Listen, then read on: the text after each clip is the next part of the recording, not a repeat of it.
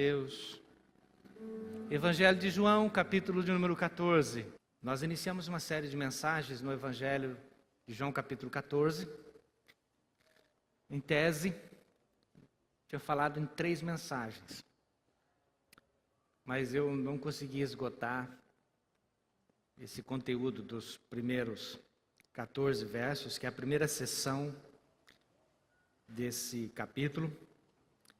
E acredito que a partir do verso 15, nós haveremos de ter, ou do verso 16, haveremos de ter uma outra mensagem especificamente sobre o envio do Espírito Santo sobre a vida de cada um dos discípulos, sobre a vida da igreja. E eu quero terminar então esta sessão que vai hoje do capítulo 14, verso 9, até o verso 14. Mas vamos ler desde o primeiro versículo. Não se turbe o vosso coração, credes em Deus, credes também em mim. Na casa de meu pai há muitas moradas, se assim não for, eu vou-la teria dito, pois vou preparar-vos lugar. E quando eu for e vos preparar lugar, voltarei e vos receberei para mim mesmo, para que onde eu estou estejais vós também. E vós sabeis o caminho para onde eu vou. Disse-lhe Tomé, Senhor, não sabemos para onde vais. Como saber o caminho? Respondeu-lhe Jesus, eu sou o caminho, a verdade e a vida. Ninguém vem ao Pai senão por mim. Se vós me tivesses conhecido, conheceríeis também a meu Pai. Desde agora o conheceis e o tendes visto. Replicou-lhe Filipe, Senhor, mostra-nos o Pai. Isso nos basta. Disse-lhe Jesus, Filipe, há tanto tempo estou convosco e não me tens conhecido. Quem me vê a mim, vê o Pai. Como dizes tu, mostra-nos o Pai? Não crês que eu estou no Pai e que o Pai está em mim? E as palavras que eu vos digo, não as digo por mim mesmo, mas o Pai que permanece em mim faz as suas obras. Crede-me que eu estou no Pai e o Pai em mim. Crede ao menos por causa das minhas obras. Em verdade vos digo que aquele que crê em mim fará também as obras que eu faço, e outras maiores fará, porque eu vou para junto do Pai. E tudo quanto pedides em meu nome, isso farei, a fim de que o Pai seja glorificado no Filho. Se me pedirdes alguma coisa em meu nome, eu o farei. Se me amais, guardareis os meus mandamentos. Pai, te suplicamos mais uma vez, nos dá, Senhor, um entendimento maior dessa passagem da Tua Palavra. Que o Teu Espírito nos conduza à verdade de Deus. Em nome de Jesus, amém. Irmãos, esta sessão aqui, a partir do verso 8, verso 9, ela foi provocada por uma pergunta muito pertinente, feita por Filipe. Filipe é um dos apóstolos. A Bíblia tem pelo menos 2 Filipes no Novo Testamento. Um deles é apóstolo, outro é um evangelista, que está registrado sua breve história no livro de Atos dos Apóstolos, quando ele, guiado pelo Espírito Santo, vai pregar para alguém que, vindo de uma terra muito distante, então, instruído por ele a respeito da Sagrada Escritura, no livro do profeta Isaías. Mas este Filipe aqui, irmãos, é um dos apóstolos. Esse Filipe é aquele que, tendo conhecido Jesus, correu para chamar Natanael. E disse para Natanael, olha, vem aqui ver, nós encontramos o Messias. E o Natanael, um pouco de preconceito, disse assim, mas tem alguma coisa boa que possa vir da Galileia, deste lugar? Aí Filipe diz assim para o Natanael, vem e vê. Chegando Natanael perto de Jesus, Jesus se adianta e fala assim, Natanael, eu vi você, quando você estava lá na árvore. Natanael se quebranta diante de Jesus e certamente o recebe e compreende que ele é, portanto, o Messias. Filipe é esta pessoa que Jesus proporciona a ele uma experiência muito interessante, especialmente quando uma multidão está faminta. Aliás, uma expressão, gente, que eu aprendi com alguns pastores lá do Rio Grande do Sul, que é a expressão esgualepado, ou seja, está acabado, não tem mais energia nenhuma. Eu nunca tinha ouvido essa palavra. A outra que eu aprendi aqui com os paulistas, eu não sei de onde veio, é a palavra macambuzo. Mas isso fica aí para o seu dicionário extinto, né? Tal como foi com os outros animais antigos. Bom, o que eu quero dizer, irmãos, é que toda vez que Felipe tem uma experiência com Jesus, é uma experiência muito forte.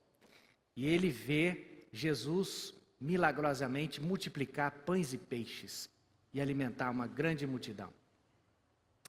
Felipe certamente, né, estando juntamente com os outros discípulos, participa, né, se não de todos os milagres, mas tem conhecimento de todos os atos de Jesus, daquilo que Jesus fazia. Mas quando ele está agora, nesta quinta-feira, na semana da paixão, ele faz uma pergunta, irmãos, absolutamente inquietante. Mas não é uma pergunta pertinente, é uma pergunta sincera, é uma pergunta cabível do ponto de vista humano. É uma pergunta que ele faz quando solicita a Jesus, mostra-nos o Pai. É uma pergunta que reflete, irmãos, o anseio de nós conhecermos a Deus. A pergunta que Tomé fez, para onde iremos, é uma pergunta que tem como motivação a eternidade. Ou seja, tem alguma coisa a mais, além de nós? É uma pergunta que o ser humano faz. Mas a pergunta de Felipe tem a ver com o anseio pela divindade. Que aqui, irmãos, é retratada na figura de um pai. Como Deus era chamado de pai pelo próprio Jesus. E certamente, irmãos, os judeus mais ortodoxos não chamavam Deus de pai. É Jesus que propriamente, irmãos, inaugura esse tempo em que Deus pode ser chamado do Abba, da figura mais, digamos assim, do progenitor, daquele que está disposto a nos pegar no colo e ter essa relação que nós podemos ter, saudável, né? Com raras exceções, muitas vezes não é saudável, mas Deus é retratado como o Pai, como o Abba. A resposta de Jesus, irmãos, ao ser provocada por Felipe, é uma resposta que certamente levou milhares de estudiosos da cristologia, ou seja, do estudo da pessoa de Jesus, a se debruçarem sobre suas palavras. Porque neste capítulo e nesses versos, Jesus se identifica como sendo um com o Pai. E é a mesma construção, no original da Bíblia, que aparece quando Jesus fala a respeito de nós, que nós e Ele somos um, e que Ele deseja que todos nós sejamos um. E que estando cada um de nós enxertados na videira verdadeira, em consequência disso, agora todos nós estamos conectados, unidos, recebendo da mesma força, da mesma energia vital, que vem de uma árvore. Ali Jesus prefigura que quem não está nele não pode ter vida alguma. Estando nós então em Cristo, podemos viver. Essa mesma ideia, Jesus diz, olha, assim como aqueles que estão agora na videira, todos têm que ser um. E depois Jesus, 2 capítulos mais para frente, no capítulo 17, Jesus ora intensamente dizendo, eu quero que eles sejam um. Que eles sejam unidos de uma maneira muito forte e sublime. Jesus diz aqui que Ele, o Pai, tem esse tipo de união. Tudo isso, irmãos, provocado por uma pergunta de alguém que estava caminhando com Ele, pelo menos 3 anos, mas que nessa noite de quinta-feira, recebe uma palavra bastante difícil de ouvir. Quando Jesus se despede deles, dizendo que ele iria para algum lugar e que eles não poderiam ir. Não poderiam ir. São palavras de despedida. Mas e agora? Será que conhecemos efetivamente o Pai? Há alguns estudiosos, irmãos, que dizem que essa pergunta de Filipe tem a ver com um anseio, talvez com o conhecimento que ele possivelmente tinha do Antigo Testamento. Se você estudar o Antigo Testamento, você vai perceber que há várias experiências com pessoas que tiveram contato com o ser divino chamado Deus, ou Yahvé do Antigo Testamento. Nós vemos isso, por exemplo, em Abraão, lá em Gênesis, no capítulo de número 12, Abraão é chamado por Deus. Deus fala com Abraão: sai da tua terra, sai da tua parentela. Diz lá no capítulo 12, versos 7 e 9, uma expressão absolutamente inquietante, que diz assim: o Senhor apareceu a Abraão. Mas, continua comigo, eu vou complicar um pouquinho essa história para você. Abraão teve mais alguns visitantes, 2 anjos e o próprio Deus, segundo Gênesis capítulo 18.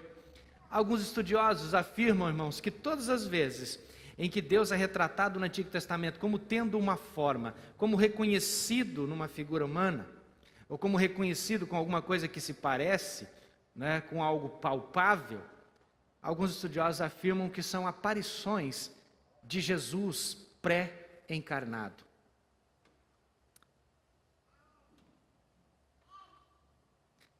No entanto, Jesus, irmãos, no capítulo 1 do Evangelho de João, Jesus diz o seguinte: jamais ninguém viu a Deus. Ninguém viu a Deus. E Jesus também, irmãos, qualifica a substância divina, ou seja, o que Deus é enquanto substância. Deus é Espírito. Deus é Espírito. Em consequência disso, também o adoramos em espírito e em verdade, que é um assunto por outro dia. Mas substancialmente Deus é Espírito, então Ele não pode ser visto, não pode ser tocado. Então, irmãos, quando a Bíblia diz Deus apareceu, com Moisés, por exemplo, em em Êxodo, capítulo 3, se eu não me engano, Deus apareceu a Moisés. Isso me intriga bastante, e eu gosto de pensar dessa ideia que é Jesus pré-encarnado, ou algum anjo. Mas se os personagens bíblicos se debruçam e adoram a quem eles veem, certamente, irmãos, se não há nenhuma repreensão na Bíblia desta atitude desses personagens bíblicos, eu sou levado a pensar então que é realmente uma aparição do próprio Cristo pré-encarnado. Essa pergunta, esse desejo por Filipe, certamente, irmãos, é uma representação desse anseio. Bom, se muitas pessoas já viram a glória de Deus, se pessoas no Antigo Testamento tiveram tais experiências, então Jesus, mostra-nos o Pai. Mostra-nos o Pai. Nada mais legítimo do que uma busca, nada mais legítimo do que um anseio por conhecer a Deus. O profeta Oséias, irmãos, há centenas de anos atrás já havia falado que nós devemos conhecer e prosseguir no conhecimento de Deus. No entanto, Jesus, antes mesmo da pergunta de Filipe, Jesus já diz para eles: olha, se vocês me tivessem conhecido, conhecerias também ao meu Pai. Isso está no verso número 7. Desde agora o tendes visto. Mas parece que Filipe não entendeu bem o que Jesus está falando, porque Jesus é muito claro: ó, desde agora vocês têm conhecido a Deus, o Pai. Mas logo após essa afirmação, Filipe já pergunta: mas o Senhor mostra-nos o Pai? Certamente essa pergunta eu quero ter uma experiência palpável com o Pai. Mas a frase de Jesus é: se vocês tivessem me conhecido. Então a ideia que Filipe tinha de Jesus ainda não era muito clara. E certamente, irmãos, a interpretação que Filipe estava fazendo daquele que ele o acompanhara por 3 anos era uma visão ainda não completa. Jesus apresentou todas as credenciais para ser reconhecido como alguém absolutamente especial. Através das obras que ele realizou, obras maravilhosas. Através do cumprimento das profecias, em que cada evento em que Jesus participava, era dado, pelo menos quase todos, uma significação bíblica. Isto assim ele fez para que se cumprissem as Escrituras. Isso aconteceu para que as Escrituras fossem cumpridas. Através dos milagres de toda sorte. Milagres, irmãos, que são retratados nos Evangelhos e que certamente Filipe conhecia. Milagres, por exemplo, que devolveram a vida a pessoas. Um deles, morto há vários dias. Curas, exorcismos, os demônios batiam em retirada na presença de Jesus. Experiências místicas, por exemplo, quando Jesus é batizado, ouve-se uma voz do céu que lhe diz o quê? Este é meu filho amado em quem tenho prazer. Quando Jesus se transfigura diante de Pedro, e Tiago e João, também se ouve uma voz dizendo: este é meu filho amado, a ele ouvi. Uma experiência fantástica.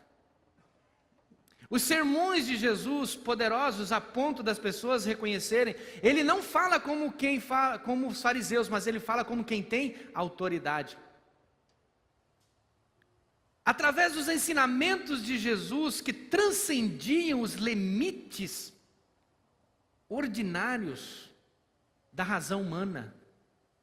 Estudemos, por exemplo, o Sermão do Monte. Verifique o padrão ético daqueles que querem viver no reino de Deus. Quando a gente estuda o Sermão do Monte, a gente dá uma olhada e fala assim: eu só acredito que eu sou crente mesmo porque a graça é suficiente na minha vida. Olhe, veja o padrão de Jesus. Mas Jesus diz assim: desde agora vocês o conhecem. E por que essa expressão desde agora? Por que Jesus não diz desde quando nós começamos a caminhar juntos, os primeiros chamados? Não, Jesus diz desde agora. Por quê? Porque a partir daquele momento, irmãos, Jesus estava agora dando início a uma nova, digamos assim, fase do seu ministério, em que Jesus, estando agora no caminho da cruz, indo para o Calvário, sendo entregue, optando por se entregar, ressurgiria ao terceiro dia depois de sua morte, ascenderia aos céus, e de lá dos céus, tendo sido glorificado, restaurado ao estado em que ele estava, ao status que ele estava anteriormente à encarnação, agora ele poderia enviar o Espírito Santo de Deus. Então este momento é sublime, é diferente de todos os outros, porque Jesus diz: agora vocês vão conhecer, desde agora vocês estão conhecendo. E a conjugação lá dos verbos, no original da Bíblia, dá a ideia de que essa ação era continuada. A partir daquele momento, irmãos, a experiência que eles teriam com Deus seria inigualável.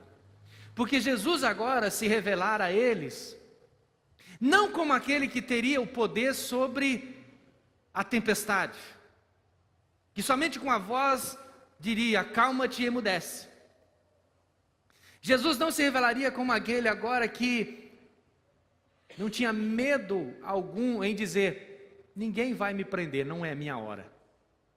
Jesus não era mais aquele, ou não faria mais exatamente como estava fazendo, curando enfermos, expelindo os demônios, mas agora ele toma a decisão de se entregar espontaneamente. Mas ele continua sendo, irmãos, a expressão máxima do ser de Deus. Colossenses capítulo 2, o apóstolo Paulo diz que em Jesus habita corporalmente toda a plenitude da divindade.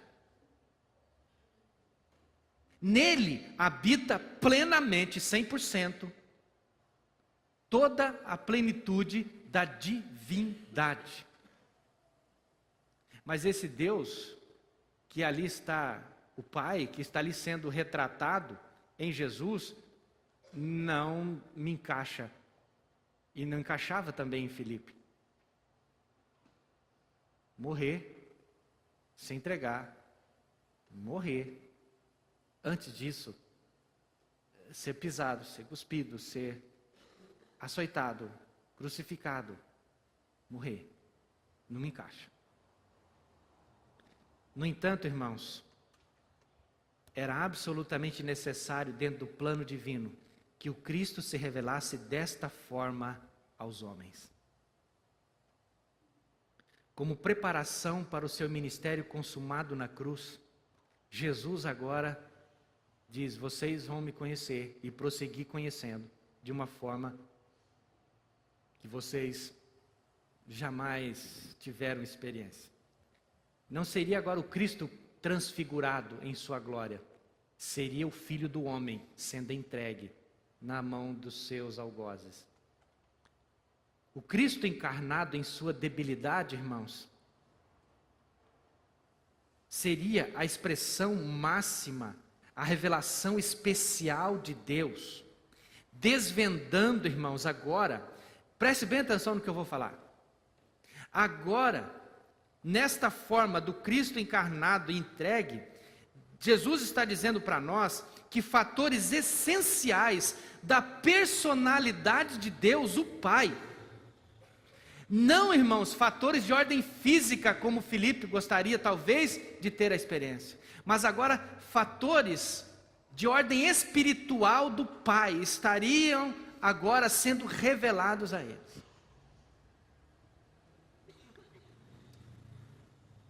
E isso tem tudo a ver comigo e com você. Porque, irmãos, nós podemos, à semelhança dos discípulos e à semelhança de Filipe, ter um bom tempo de caminhada no Evangelho ou lendo as Escrituras e não termos compreendido o Deus revelado em Jesus. E talvez nem tenhamos compreensão da pessoa de Jesus. Então, se Jesus diz para Filipe: Filipe, eu tenho estado tanto tempo com vocês e vocês não têm visto o Pai em mim, o que aconteceu nesses 3 anos, pelo menos? O que aconteceu com vocês? Não viram o que eu fiz até agora?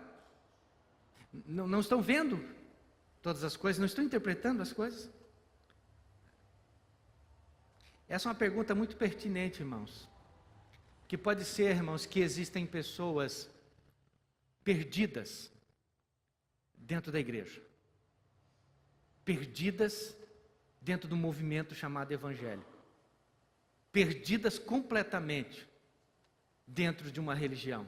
Não conheceram Cristo. Não tiveram o encontro com Cristo. Alguns querem o Cristo que até agora curava os enfermos. Querem o Cristo que até agora alimentava as multidões, que dava pão e peixe. O Cristo que tinha autoridade sobre os elementos da natureza. Querem o Cristo que se mostre transfigurado. Querem a experiência mística. Mas não querem um Cristo encarnado e entregue. Porque é exatamente desta forma, irmãos, que Deus escolheu para se revelar de sua forma mais sublime, mais palpável, mais concreta. Porque se Deus é Espírito e nele não existe matéria palpável para que eu e você toquemos, e que nada, diz as Escrituras, pode ser comparável ao divino, não existe nada na natureza que a gente possa dizer que se aproxime, que chegue, ou pelo menos tente se igualar à beleza do ser divino. Então somente, irmãos, o Deus palpável, o Deus tocável, o Deus que pode realmente, irmãos, ser contemplado com os olhos, é o Cristo. O problema é que Filipe está diante de Deus, pelo menos durante 3 anos, e não sabia. Isso é perfeitamente possível, irmãos. Se você estudar o livro de Gênesis, vai encontrar a história de um personagem chamado Jacó, que tendo levado uma vida de confusão, de engano, tem que agora fugir do seu irmão ameaçado de morte. Na sua fuga, Jacó tem um sonho, no qual ele vê anjos que subiam e desciam uma escada. Acordado do seu sono, interpretando o seu sonho, ele diz: na verdade Deus estava neste lugar, eu é que não sabia, eu é que não sabia. A Bíblia também retrata, irmãos, a história de Jó, o livro que vocês conhecem muito bem, que depois de Jó ter passado por experiências de dor, de sofrimento, às quais nem quero me fazer referência, mas o que eu quero ficar é com a sua conclusão. No final do seu livro, Jó diz assim: antes eu te conhecia, só de ouvir falar, mas agora os meus olhos te veem. A maior experiência que eu e você podemos ter com Deus não tem nada a ver com o místico no primeiro momento. Não tem nada a ver com milagre no primeiro momento. Não tem nada a ver, irmãos, com qualquer tipo de maravilha. Não tem a ver, no primeiro momento, com nenhuma mudança de circunstância na tua vida. Mas a maior experiência que você pode ter com Deus o Pai é conhecê-lo através do seu Filho. Não tem outra saída para você e para mim. É esse jeito que Deus escolheu para que eu e você pudéssemos dizer que conhecemos Deus, o Pai. As palavras que Jesus diz: quem vê a mim, vê o Pai. Quem vê a mim, vê o Pai. Não deixa, irmãos, nenhuma margem para engano, porque a partir dessa frase de Jesus, ninguém, seja na teologia, ou seja na teologia sistemática ou bíblica, ninguém a partir desse momento poderia pensar em Deus sem Jesus Cristo. Então isso me faz pensar, irmãos, que quando Jesus age, é Deus agindo. Então quando aquele homem, o filho do carpinteiro, diz para aquela mulher samaritana: olha,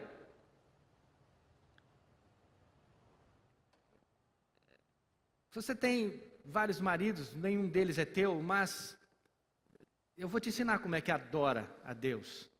É Deus agindo com aquela mulher.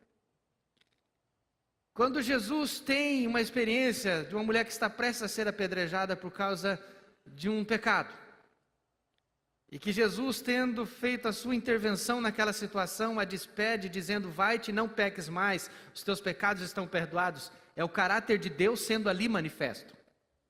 Quando Jesus entra no templo, irmãos, e expulsa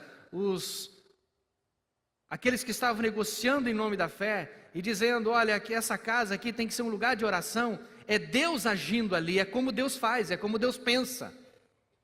Então quando Jesus cura os enfermos, quando Jesus também diz para os fariseus: olha, vocês são hipócritas, porque essa religião de vocês não é sincera, não cabe a mim, não tem nada a ver comigo, é Deus agindo também.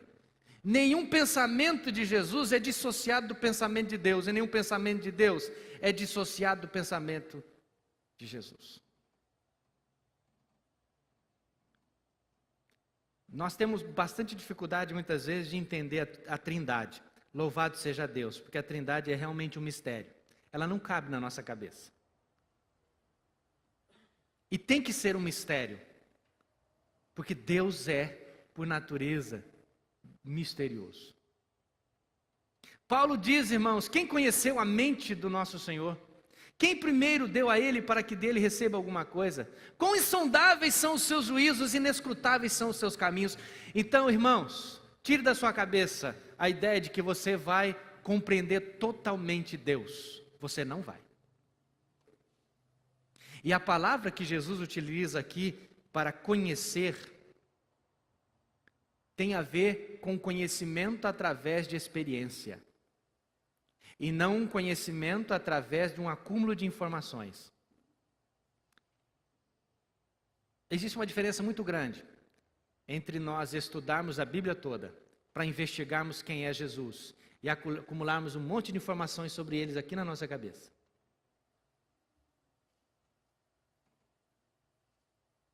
Mas se você, quebrantado, permitir, irmãos, que esse conhecimento desça esses 30 centímetros até aqui no coração, a sua vida vai ser transformada. Porque se ficar só aqui, você tem um punhado de informação sobre Deus. Mas se vier para cá, e daqui, irmãos, vir para as minhas mãos, santificar a minha vida, aí eu e você podemos dizer que nós conheçamos a Deus. A diferença de 30 centímetros daqui até o coração faz toda a diferença para quem quer conhecer a Deus. Toda a diferença. Não haverá outra maneira de conhecer a Deus a não ser este caminho do servo que sofre, que se entrega. É esse Deus que é capaz de ir até a cruz por mim e por você, é esse Deus que é a expressão máxima do ser divino. Esta forma, digamos assim, divina, que é a expressão máxima do Pai. Essa forma divina, Jesus Cristo. Jesus. Jesus. Eu tenho pelo menos 4 considerações que eu quero colocar com vocês aqui, para a gente encerrar bem rapidinho. Primeira delas.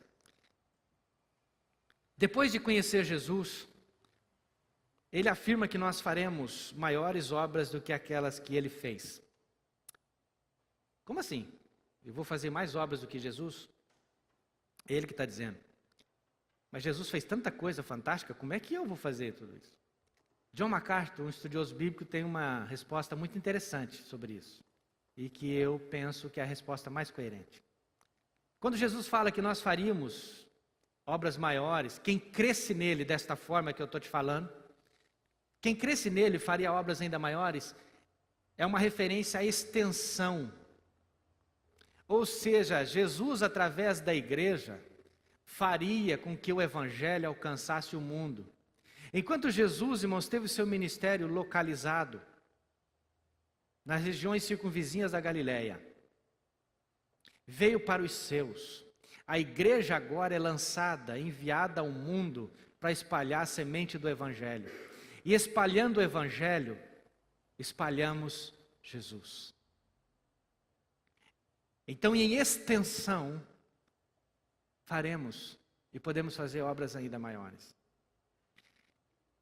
A outra coisa que nós podemos considerar aqui é que quando Jesus fala a respeito de si mesmo como sendo aquele que faz a intermediação, ou seja, peçam a Deus em meu nome e eu farei.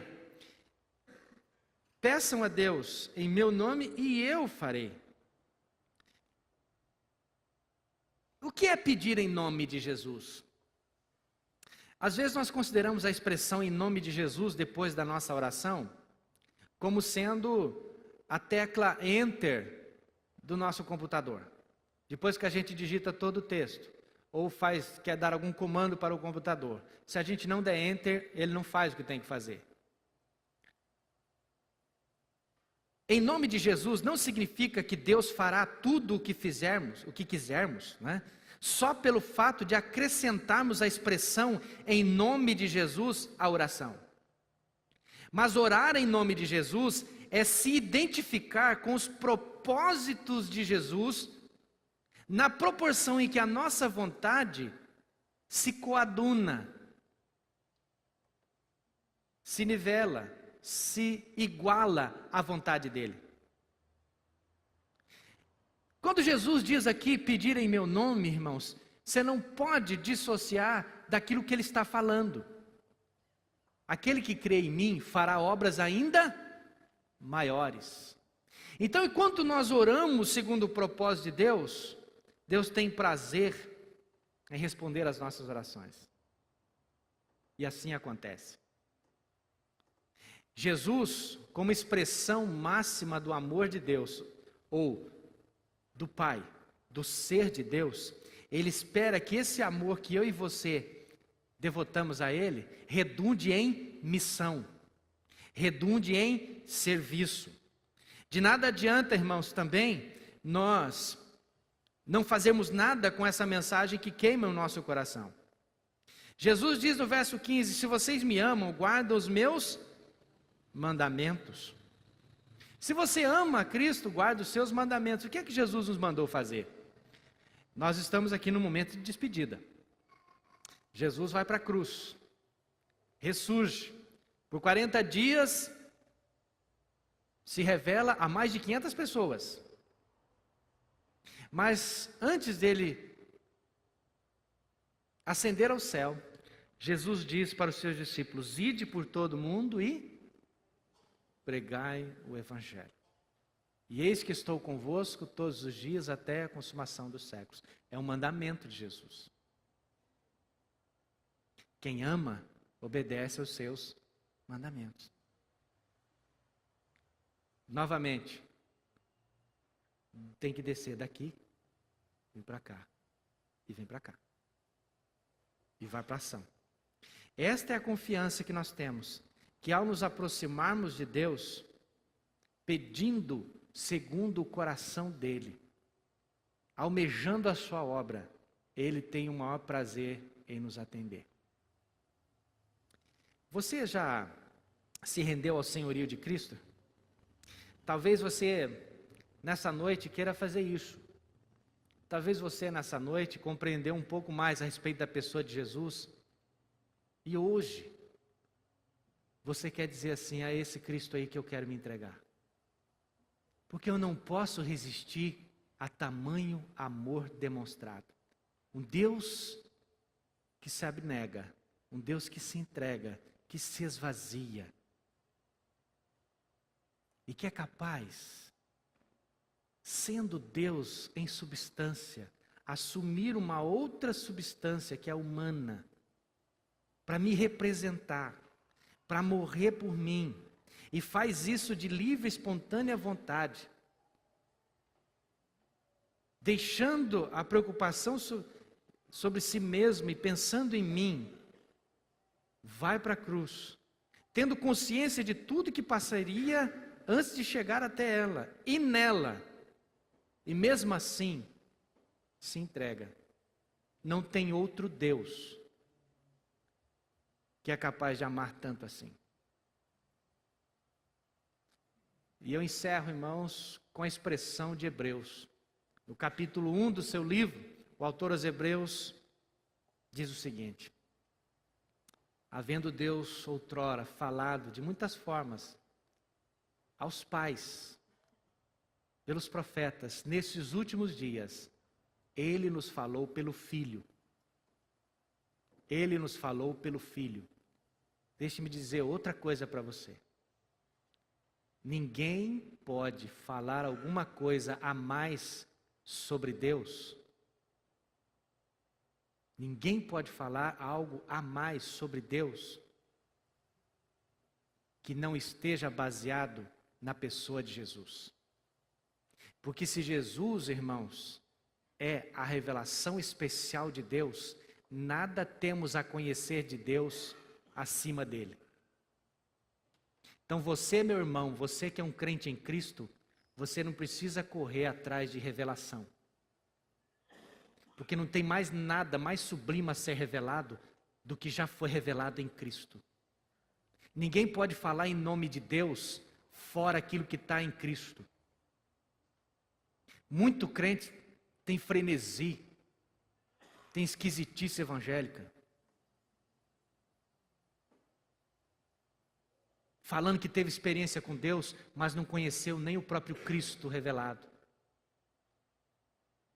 Conheceu um punhado de coisa, mas não conheceu Jesus Cristo, o Filho do carpinteiro. Eu não tenho mais nada a dizer sobre Deus, a não ser aquilo que já foi colocado. E Paulo ainda vai mais. Nenhum outro fundamento pode ser colocado a não ser aquele que já foi posto. que é este Jesus Cristo. Renda-se a Ele, entregue sua vida a este Salvador. E você vai ter garantia de que na casa do Pai, a morada está preparada para você. Agora, até que nós cheguemos a esta morada, estamos aqui, irmãos, neste mundo para exercer a obra de Deus. E aí Jesus diz para os seus discípulos: eu não vou deixar vocês sozinhos. Eu vou enviar o Consolador. Que é a terceira pergunta aqui respondida. Mas esta não foi feita pelos discípulos, mas respondida por Jesus. Como que eu fico? Se agora Jesus está no trono, reinando, eu estou sozinho aqui nesse mundo? Os discípulos tiveram esse sentimento também, provavelmente. Jesus, antecipando-lhes, disse: vocês não vão ficar órfãos, enviarei o Consolador. Se você quiser conhecer a pessoa do Consolador um pouco mais, conversar sobre isso, próximo domingo, você é nosso convidado especial. Vamos orar. Muito obrigado, Pai, por estar aqui com esses irmãos. E juntos podemos, ó Pai, partilhar da palavra, aprender um pouco mais dela. Na pessoa do Salvador, na pessoa do Cristo, expressão máxima do ser de Deus, nós queremos nos refugiar nele, pedir encarecidamente que o Senhor nos abençoe. E que, ó Deus, esta palavra que foi plantada nos corações possa produzir frutos. Frutos, ó Pai, de arrependimento.